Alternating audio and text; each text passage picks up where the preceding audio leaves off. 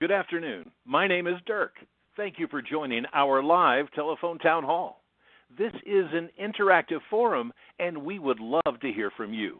We will be taking as many questions from participants as we possibly can live on this event. So if you have a question, please press star 3 on your telephone keypad at any time. You'll be placed in line to speak with a member of our staff. They'll take down your name and where you're calling from. The next time you hear your name, you will be live on the call and able to ask your question directly. If you are streaming the event on our website, you can simply type your name and question below the streaming player. We'll do our best to answer as many questions as we possibly can during this event. And now, here is United Cooperative Services General Manager and CEO, Cameron Smallwood. Thank you, Dirk. Good afternoon, everyone. Thank you for joining us today. And I'll just start with, I know there's a Cowboys game this evening, so we're not going to belabor the point. We're going to try to be efficient with your time today and answer your questions quickly because everybody wants to watch the Cowboys lose. Win this afternoon. So, you know, we engage our members in a lot of different ways through community meetings, our annual meeting, Texas Co-op Power Magazine, our Member Appreciation Day, and we'll talk about that more in a bit. But today we're leveraging the telephone town hall platform to engage you so we can provide you information and then you can ask questions at the end of that event. So we're going to give you several updates on business operations, rates, et cetera today. So, and of course the internet, because I know we've already started getting questions about that and we just started getting going. So thanks again for joining us. Dirk? Thank you, Cameron. Now, as I mentioned, this is an interactive forum and we would love to hear from you. We'll be taking as many questions from participants on the phone and online as we possibly can on this event.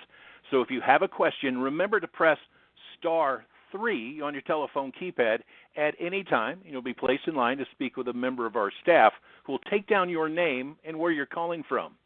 The next time you hear your name, you'll be live on the call and able to ask your question directly. If you're streaming the event online, you can simply type your name and question below the streaming player. We will do our best to answer as many questions as we possibly can. If we're not able to address your question today, please leave us a voicemail after the event by simply remaining on the line. Or you can call our office at 817-556-4000. Again, that number, 817-556-4000. So remember to press star 3 on your telephone keypad if you have a question, or if you're checking us out online, go ahead and type your name and question right below the streaming player. All right. Thank you, Dirk, and I'll get started. Those of you that are watching online, you'll see a slideshow, and those of you who are listening, I'll try to describe that as we go forward, so you don't have to be watching online to attend the presentation today. I want to start with, again, thanking you for participating and taking a little bit of time with us. This is your co-op. You know, United is a not-for-profit electric distribution co-op. So what does that mean? It means we don't make profit. We make some margins, and the money that we make just comes back to our member owners later in future. And folks, you own us. It's your co-op, and you elect the board of directors, and your board of directors gives us direction every day. And, you know, our mission is really simple, and we're all, our board and our employees are singularly focused on our mission of providing you exceptional service and value. That's what we do every day, and that's our goal every day. And so if we're not meeting that mark, you know, we see that, and we do everything we can to meet that part. Now, moving forward in our presentation, you know, your co-op is a growing co-op. We're growing at almost 4% from an electric standpoint. Internet's growing even faster than that as we build out our system. But all that said, we got a lot going on, but we've got a lot of great employees, 225 of them working together to meet your expectations every day. We do that with 8 different office locations across our territory, including a brand new Mansfield office location that's serving our far east part of our territory, which is growing rapidly. And we got a lot of new members out in that area, and we want to make sure that we're there to serve them. So we've added an office location there. And we serve almost 3,500 square miles. And if you look at the map online, if you're looking there, we're the 7th largest distribution co-op in Texas. We're in the top 30 in the nation of almost 1,000 co-ops. And we serve a pretty good area, all south and west of the Dallas-Fort Worth metro area. We have almost 12,000 miles of electric lines in the air, which is crazy to think about that. It's a lot, and we serve over 106,000 meter locations. The bottom right of our picture here talks about member dividends. And since 2000, we've returned almost $90 million of past margins back to our members, and we're really, really proud of that. Obviously, we had the Brazos bankruptcy, and that sort of halted things for a little bit, but last year we restarted that program, and we just did again. And so October 1st, those bill credits and checks will be in the mail.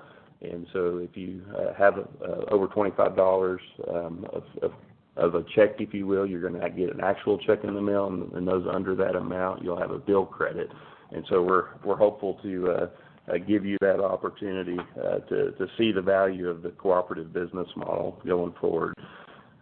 On October 4th, I just want to put this on everybody's radar. We're hosting a Member Appreciation Day at your local United office, so we'll be feeding you, have a gift for you, and enter you in door prizes for attending. It's just a time for us to get to visit with you and thank you for being great members of your cooperative. And so I sure hope you'll visit your local office between 11 a.m. and 2 p.m. On that date. And so Dirk is going to ask you a question right now. Dirk? Yes, sir. So we've got the technology available to us with this forum that we're using via the telephone to get feedback. And this is where we're looking to you to give us a response. So please use your telephone keypad to reply. Do you plan to attend United Members Appreciation Day on October 4th between 11 a.m. and 2 p.m.? Please press 1 for yes, press 2 for no. So again, we're asking everybody that's joined us on this call, are you planning to attend United Members Appreciation Day on October 4th between 11 a.m. and 2 p.m.? Please press 1 for yes, 2 for no. See, a number of people are keying in their response. And do we want to give that right now, Cameron, or would you like to get back into your presentation? I'll get back into it. Thank you very much, everyone, for responding to that. And I made an error a second ago. It's $20 is the cutoff. So if it's over $20 on your member dividend check, you'll get a check in the mail. So I'm going to get into today's topics today. And I'm going to talk about 3 different things, rates and power costs, United facilities, and an update on the Internet. Obviously, if you have a question, please enter it. We're getting a lot of questions about Internet, and I'll talk about that here in a little bit. So I'm going to start with something that you all should see every month in your co-op power. So the magazine that we send to every member every month you should get, and in that magazine we put a chart in there called a rate watch, and we show you transparently every month how we stack up against the Encore REP average, the Texas New Mexico REP average, as well as other utilities around us and actually across the country as well. And what you'll see in the September rate watch, it's come into a little bit more parity. So the last probably 6-7 months we've been actually lower than a lot of folks. We're about even with the Encore REP average, which is typically the most competitive, group, if you will, compared to ours. But bottom line is our solar rates, if you're on that, and we have about 7,000 members that are, you're at the lowest rate in the market right now at about 11 cents. And if you're on our standard rate, which most of our members are, you're right at 14 cents a kilowatt hour, which is a very competitive rate in today's market. Now, when we talk about the history of that, and we look, and there's a graph for those of you looking on the screen, and for those that you aren't, I'll explain it to you. But if you look at the history, you'll see our rate compared to that of the different providers in our territory, being Encore and Texas, New Mexico, and you'll see most of the time our rate is cheaper than theirs. Now, why does it change over time? Well, REPs change with the volatility of the ERCOT market. So as the volatility occurs, they go up in price, and when things settle down, they go down in price. And you'll see ever since we started on our Constellation contract, our rate hasn't changed much at all. It's pretty much stayed the same, and then in January this past year, it went down a tiny bit, and so you'll see that on the chart. But we've been flat ever since we entered into our new contract with Constellation. While the market's gone all crazy around us, we've been stable and flat. And so that's the key point, is that what we did as a result of the bankruptcy is we put things into place to get stability for you and to cover risk. And we've done exactly that. And so we celebrate the fact that we've been able to achieve that, and we're looking for ways to drop that going forward. But I'll talk about that here in a second. Every dollar that you send to United, about 80% of it goes to pay the power supply component of what we bill you. 20% actually comes to United. So out of every dollar, only 20 cents actually comes to your electric co-op. And so that's an important piece to remember as we're talking the next few minutes. So why am I talking about rates? If you listened to the town hall meetings last year, we talked to you about the need for a rate increase in the future, and it was coming. Well, as we've gone forward this year, we've definitely seen the need for that. We are currently tracking to be negative margin this year. So what does that mean? It means we might lose a little bit of money this year, and that's not where we need to be. It's not where the bankers expect us to be that lend us money. And so ultimately we have to fix that going forward. We did project that for this year last year, and so we knew this was coming, which is why we set an objective together to basically look into this and do what's called a cost of service study. And the cost of service study is the first step of a rate increase. We basically evaluate all the numbers and figure out what we have to have, and then we figure out how to implement that and collect that from you going forward. The last time we did that was in 2019 and 2020, and we expected that to get us through 2026, and we're about a year and a few months away from 2026. But nobody in their right minds contemplated the increases that we've seen since there, and those are specifically in the inflation of the things that we buy to support you every day, and the interest rates that we pay for short-term and long-term debt. And so we have one example on the screen. I'll just talk about a transformer right now, which is a really key piece of what it takes to provide our members power. And the most common item is a 50 kVA pad mount transformer. So if you live in a subdivision and your service is underground, which most subdivisions are, there's a box out in front of your yard. And that box, from 2019 to 2024, just 5 years, that cost increase is 238%. Now think about that. 238% cost increase in an item that we use the most of. That's pretty significant cost increase on your co-op. And I could go through this whole list. I'm not going to do that with you, but for those of you looking, you'll see the cost increases that we're dealing with several major things that we use, and they're pretty extreme. And, I mentioned interest rates. If you're looking at short-term interest rates, just 2-3 years ago, we were looking at 4 and 5% short-term rates that are now 8.5% today. And while we don't like to use short-term money, we do have to use short-term money from time to time, and that really affects our expenses in a significant way. Now, with that said, I've explained why we had to go through the process. So we did go through the process. We did perform the cost of service study this year as planned, and we did involve the membership. So we went across the territory, and we found several members per area, if you will. So we have a good representative group of folks sitting around a table to talk about the process we went through, show them the results of it, let them ask questions, determine whether they felt like it was a reasonable process, and we did go through that process. We talked about the power supply component and what that looks like, and we really got some great input from this group of members that we, as staff, looked at and that we gave to the board for support for their final decisions as well. So we did that over several different meetings. So what's the result of that? So overall, we are moving forward with the rate increase, and it's going to be a 6.94% increase overall in revenue. So that's how much more money we're going to collect, is about 6.9%.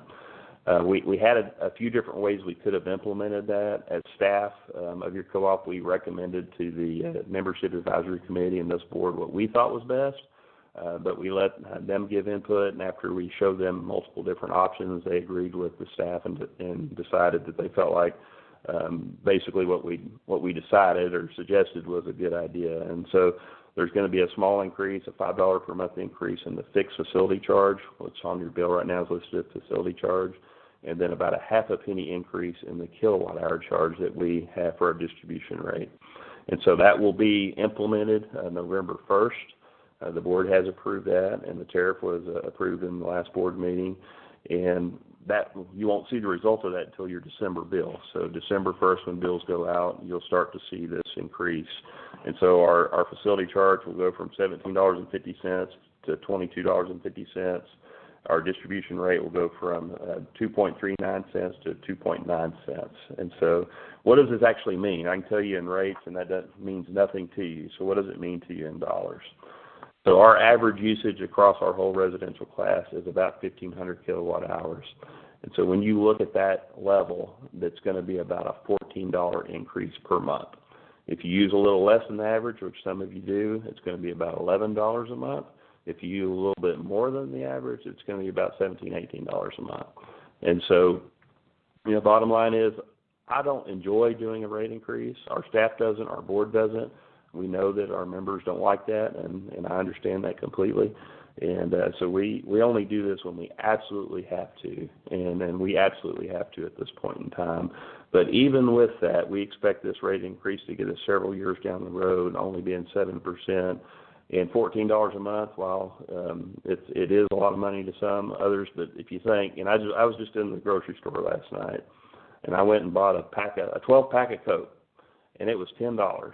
And my wife does most of the shopping, but it surprised me because the last time I bought it, I was thinking it was $3 to $4, and it was $10, and I just couldn't believe that it was $10 for a 12-pack of Coke. And so, just all in all, we believe we provide a lot of value for an increase of $14 a month. And so if you have any questions about that, please ask us in our question period today.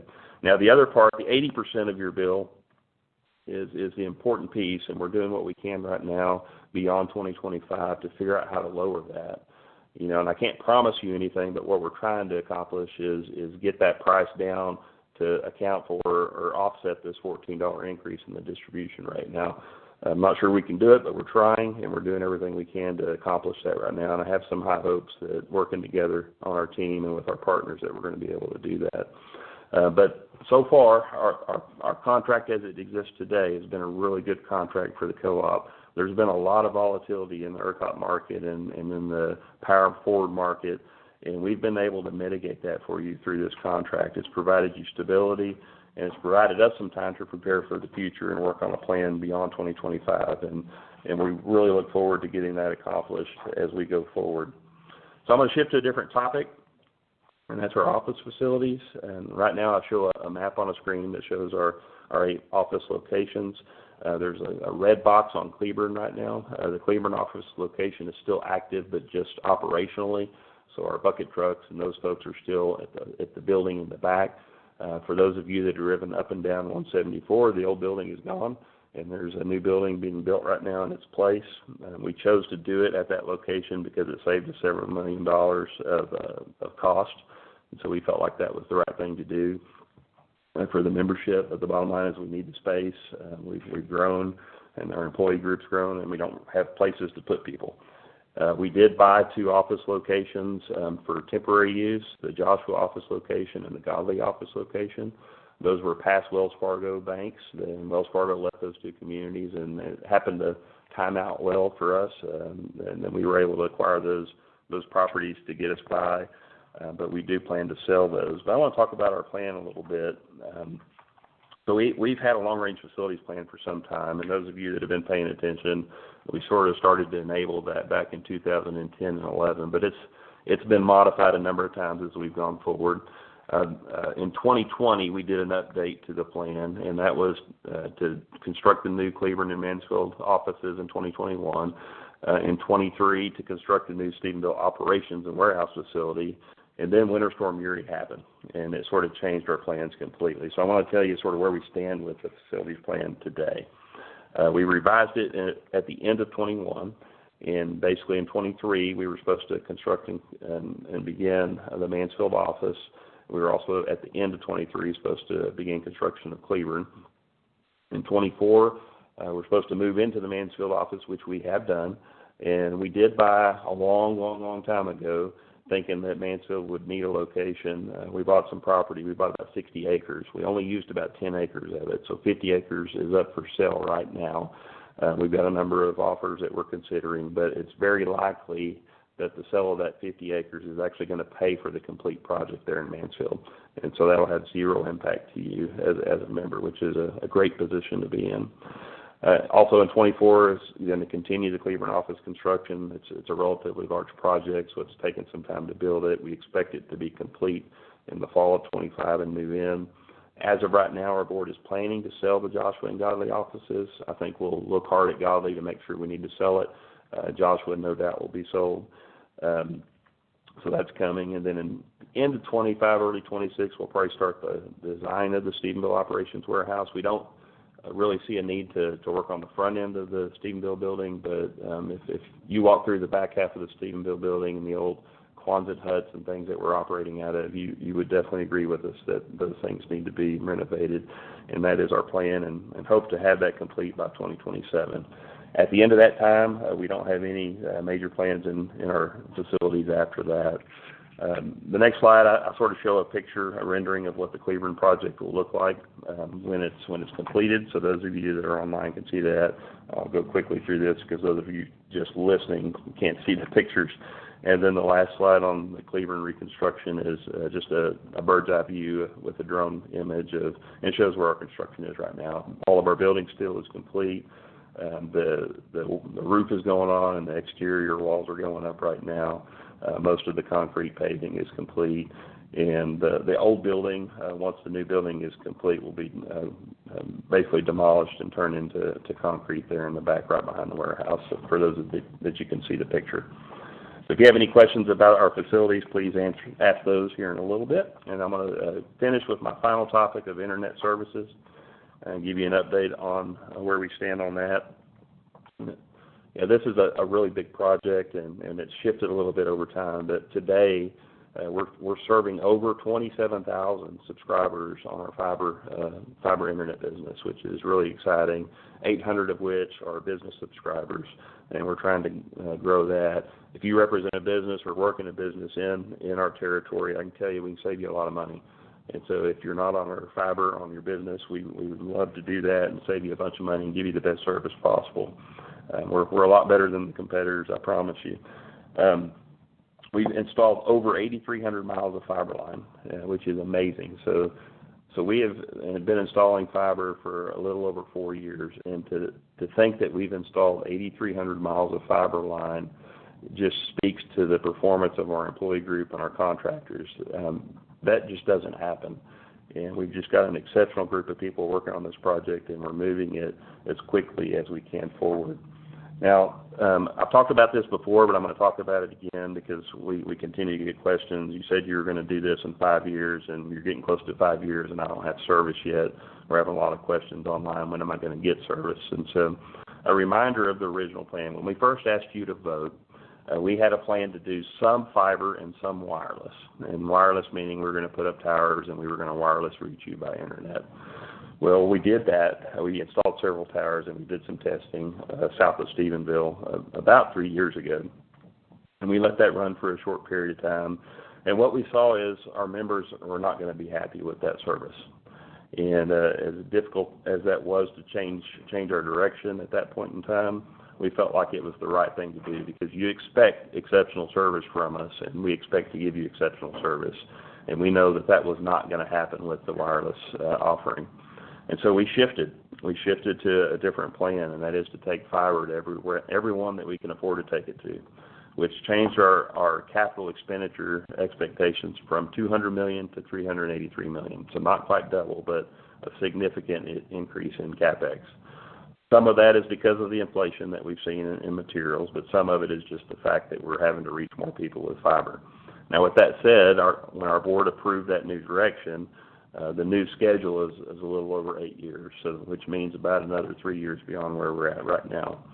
Another thing that we had to propose to the board, which was a little different, is we really, by our financials, can't afford to do a $383 million project for just our members. There's just not enough revenue in the project. And so in looking at our territory, we are passing a ton of people that we don't serve electric to that are on Encore or Texas, New Mexico, but we could do internet with really relatively minor cost. And so we had just recently opened that door. And we've started serving anybody close to us. Again, we're not spending significant dollars to add non-members, but we have started doing that. And so the whole goal of that is not so we can grow our empire on an internet. It's so we can build fiber everywhere that we need to build it to serve our members. And so that's our plan right now. The last thing I'll close with on the internet, we need you to sign up. And so if you haven't done it, if you're in an area that we have fiber, folks, we have the best service around, and we do satisfaction scoring on our internet specifically, and our most recent score was a 92. You know, AT&T boasts that they're the best in the business, and they score an 80 on their ACSI. We're a whole 12 points ahead of them on satisfaction.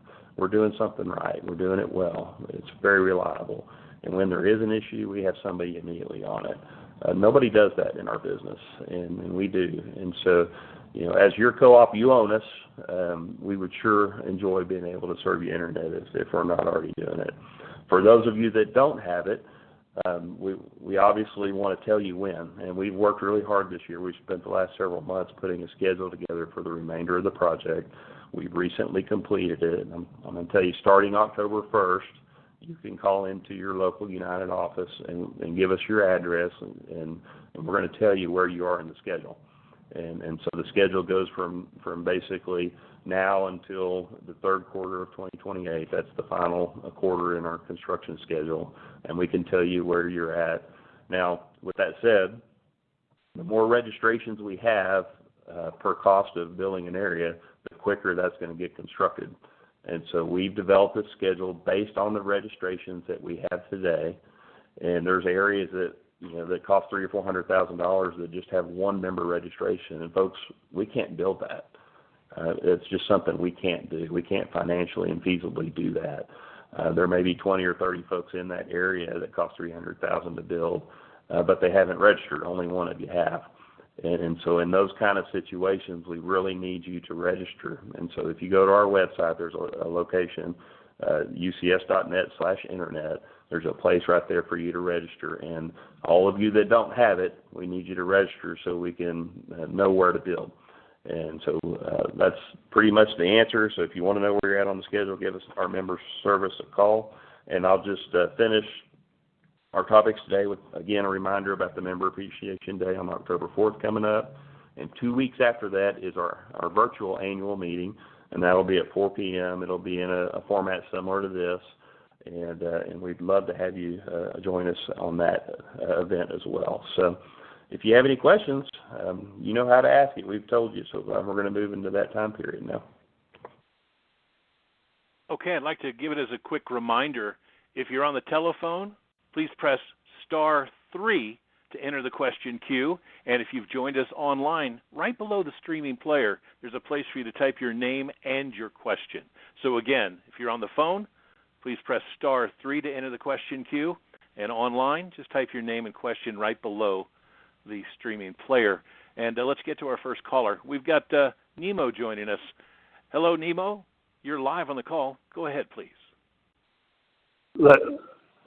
Y'all are doing a great job. My question is, how do you routinely hire and maintain and keep these great employees that are polite, professional, proficient? How do you do it? Every time I've had contact with any of the employees, whether I'm greeting them while they're eating lunch or whether they're out here at my house or whether they were putting the internet up, they were always very polite, very well-mannered. How do you get those kind of people and keep them? That's my question. Well, I appreciate your question very much, and that's not easy.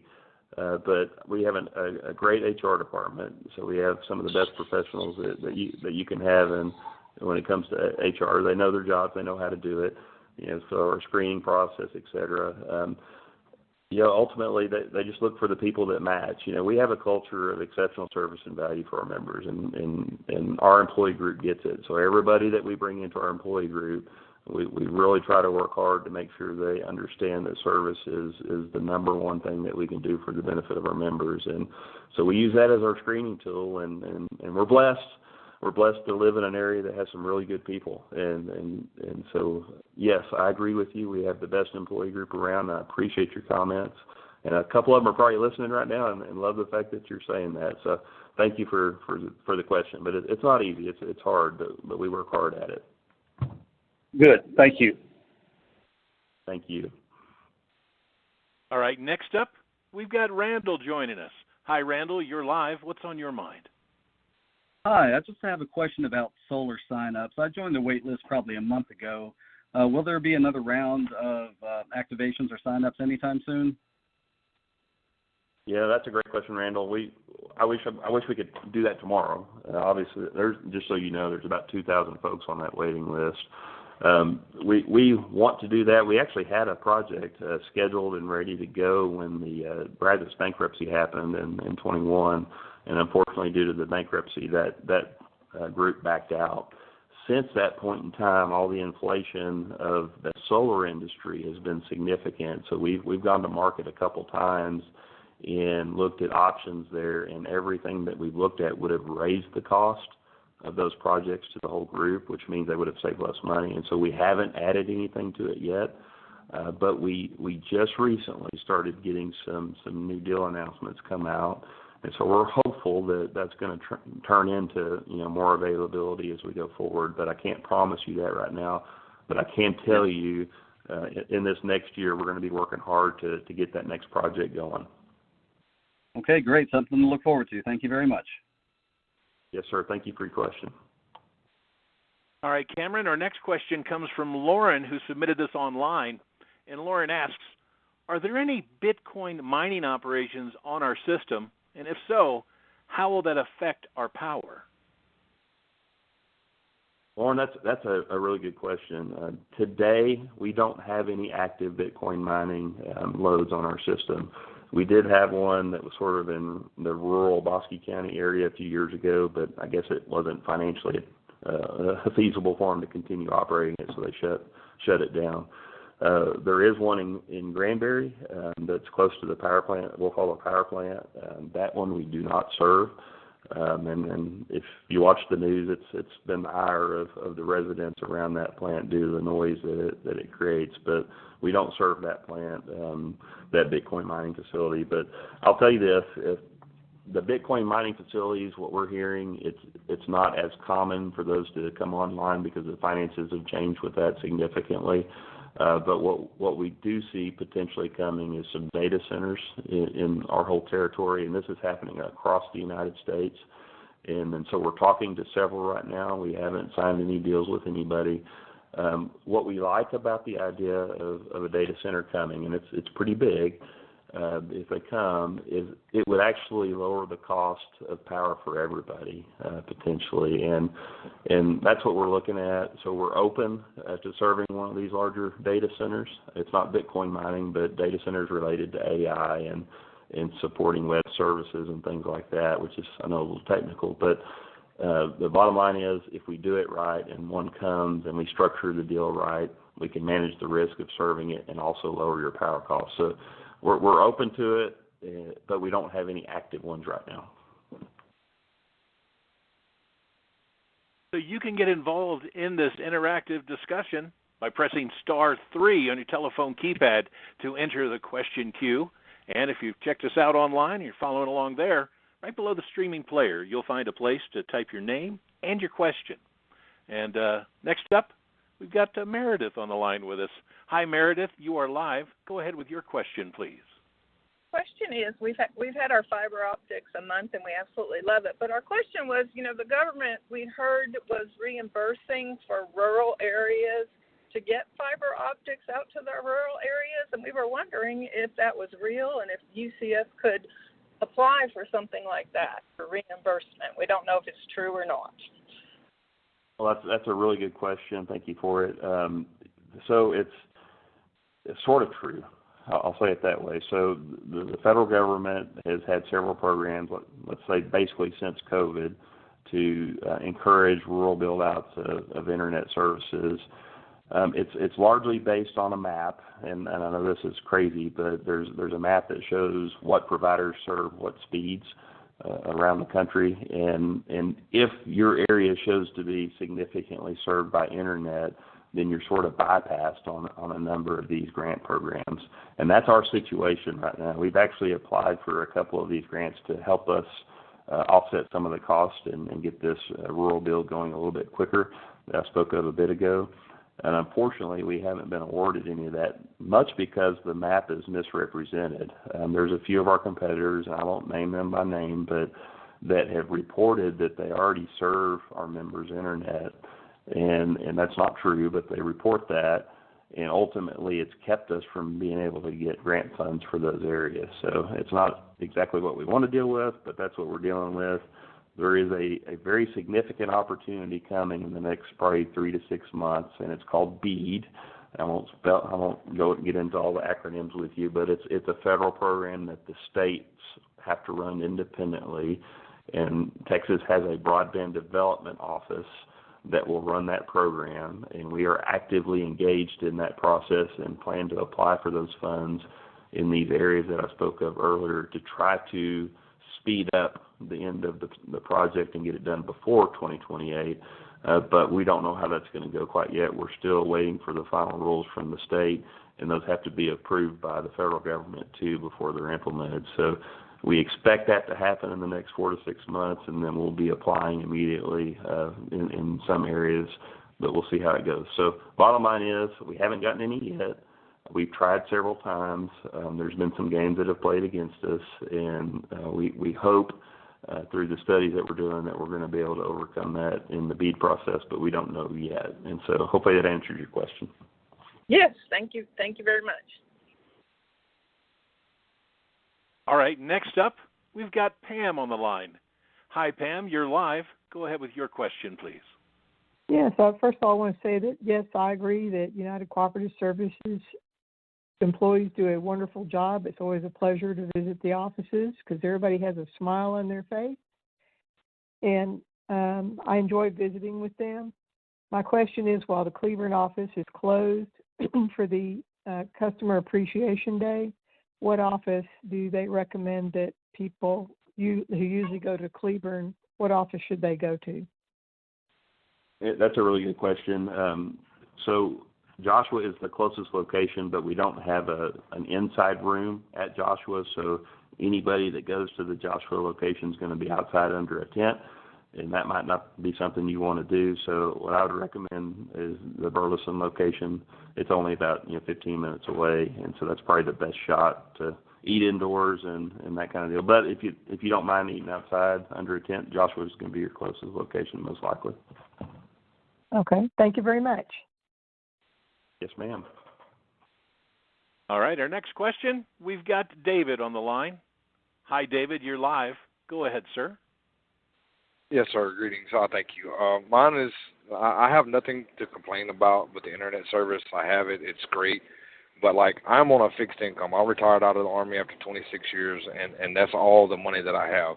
And during this meeting, you even said that our cost of our electricity is going to go up by about $15, which, like you said, to some is not much, but to me, I have to kind of watch my money. And when I moved to Texas from Louisiana after I retired, I was told, hey, you get to kind of pick and choose. So when I bought my house, I was looking at different electricity providers, and come to find out, I can't get any other electricity provider besides United Co-op.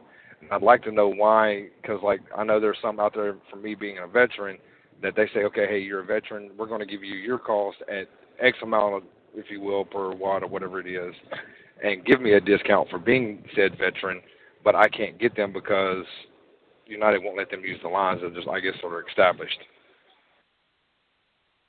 Yeah, let me address that. First of all, thank you for your service. We all appreciate everyone who serves for our country. It's a great sacrifice, and so thank you for that. So it's a really good question, and I spoke to it a little bit earlier in the call.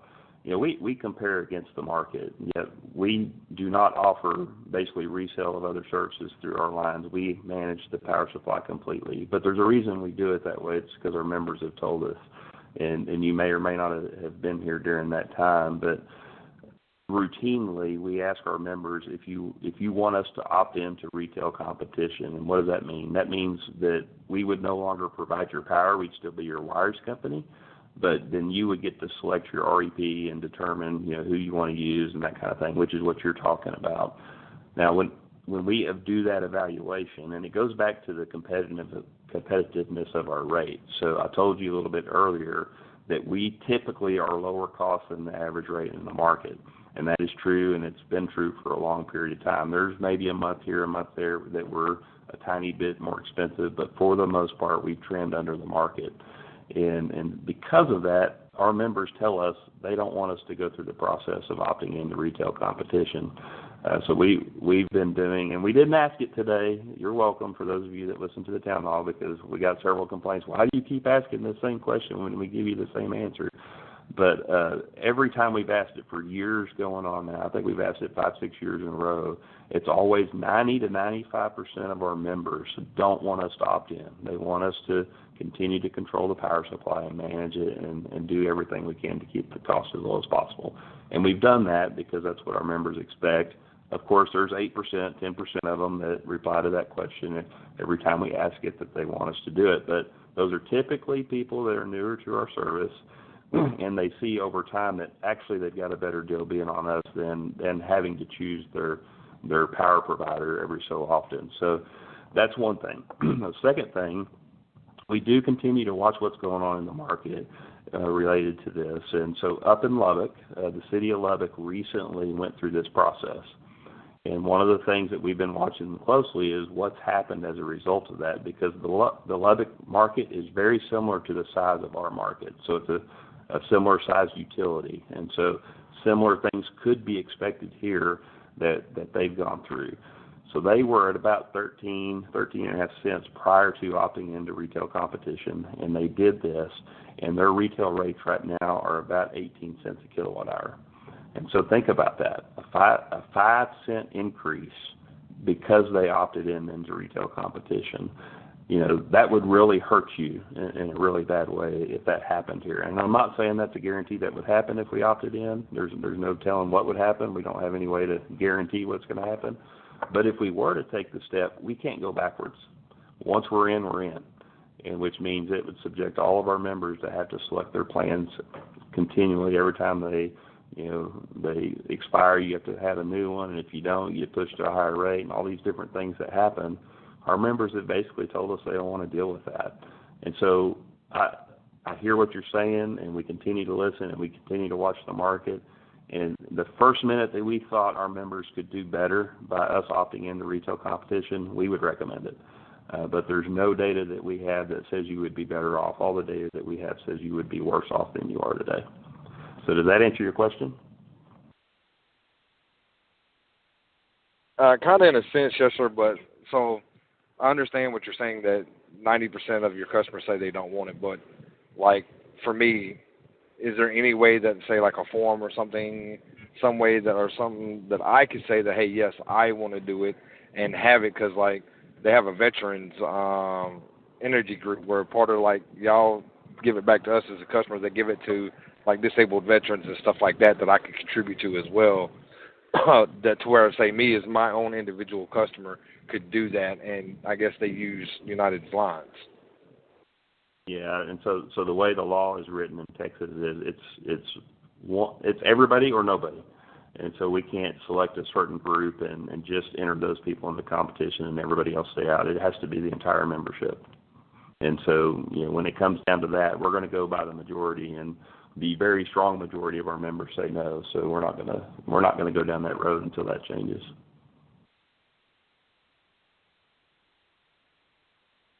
All right, thank you, sir. I appreciate your question. Yep. All right, next up, we've got Jonathan on the line with us. Hi, Jonathan. Welcome to the call. Go ahead with your question now. Yes, I'm just wondering, for the customers that have already went solar, and fortunately y'all do have a buyback program for overproduction, but it's at a much less rate than what you charge it for. And obviously stated for power lines and cost of buying from power plants, etc., whatever. Well, I'm paying to generate power for the cost of the equipment and stuff like that. So why is it such a less of a rate of a buyback that I'm contributing to the grid initiative? Yeah, that's a fair question. Let me explain that. And I don't. Mute him just because there's a lot of background noise there. But anyway, As far as how that works, you said that you're not getting the full value out of it. Actually, you are. We actually give you more value than we probably should a little bit, because you just said it. You're generating energy, and so that's what we're giving you back. Plus, we're giving you some grid support back, which that's about the change in the rate increase that's coming. So I'll be clear about that. But ultimately, you're not lowering our cost to distribute energy to you. We still have to have the wires. We still have to have the transformer meter. All of that is still there. We actually have to do extra things for you because you are a DG customer on billing and tracking and those kind of things. So ultimately, you still need to pay all the United distribution costs and all those components. We still need the substations. We still need the transmission line because you're there, so that doesn't change. The only thing that really changes is we're not buying that energy from Constellation. And so the way the rate is going to work starting in November, we're going to give you the buyback as whatever rate we're paying for the generation with Constellation. We're giving you a little bit more than that right now.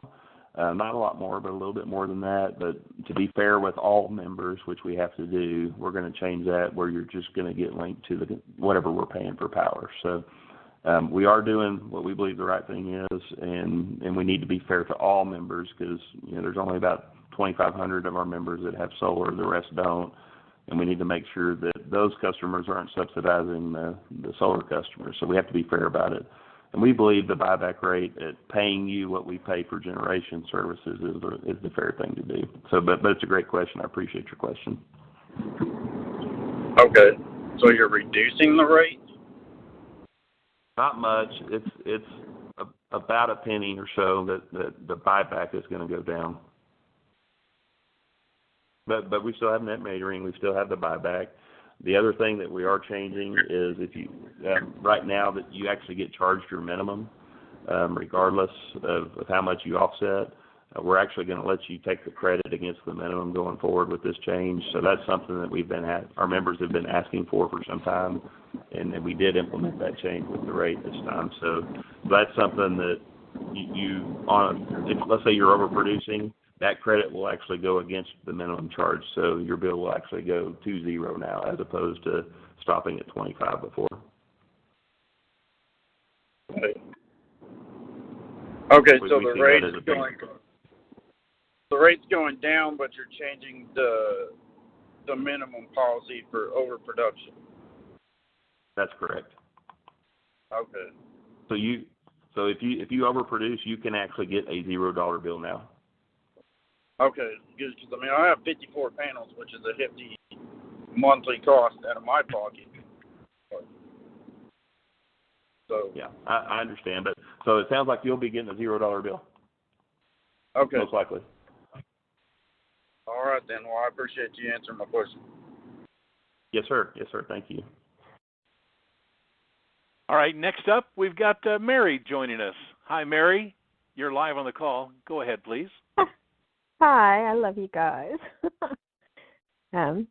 So I read off my question to the other girl. But the guy that was on the fixed income, you might mention to him, sign him up for solar. I'm saving about $60 a month on that. But my question is, it's like all the things that I can do to the house to make it more energy efficient. And I just recently found out about these little solar mini splits, and they basically run off of the sunshine, and they're about $2,000. And so I was thinking, well, how far do you go? Like if I put one of those out in my workshop and don't run the air conditioner out there, basically I just need it in the summertime. Do you cool the attic with these things? But at some point, it's like, does that take money out of your pocket from UCS? And it would take a while to pay back, don't get me wrong. But I guess that was my question. It's like, I love your solar program, and I'm getting a lot from it now. Is there something, if I do more things to try to become energy efficient, does that help you guys, or does that kind of put a monkey wrench in your stuff? Yeah, that's a really good question. So I want to say a number of things. First of all, I'd love to make sure we have an energy audit with you. So we have an energy audit program where an expert comes out, looks at your home, and helps you to make decisions like what you're talking about right now. That is how you can best use less energy and use your dollars in the best way possible to reduce your amount of electricity you buy from us. So we're all on board with selling the least amount of power to our members as possible. We're all on board with that. Efficiency is something that we support, but we think you should do it in a cost-effective manner. And so I'd love to have the opportunity for one of our experts to come out and look at what you're thinking and do an energy audit on your home and give you some expert advice as to what the best thing to do would be with your energy dollars going forward. Now, second part of your question, does it affect us? So you saw in the rate change that we talked about that we increased the base charge, which is the facilities charge, $5, and so that puts it up a little bit higher than what it was, the $22.50 number that we talked about. Our cost of service study says if we were to go to more of a flat rate on residential, we would need to be about pretty close to $40 a month. And obviously, $22.50 is not $40, which means some of our revenue for the distribution company comes from kilowatt hour sales. And so I say that, you're asking the question, does it affect us when people use a little less? Yes, it does a little bit today. But as we've gone forward, our whole goal in the future is to get to a point where basically the money we make at your distribution cost isn't affected by usage at all. But we feel like we can't do that all at once. We don't think that's the right decision for our members, but we've done it a little bit at a time over the last 2 decades by increasing our base charge a little bit. So we'll continue to do that most likely to get closer to that, more of that flat fee component, if you will, over time, which will basically not affect us at all when people use less energy, but we're closer there today than we were in the past.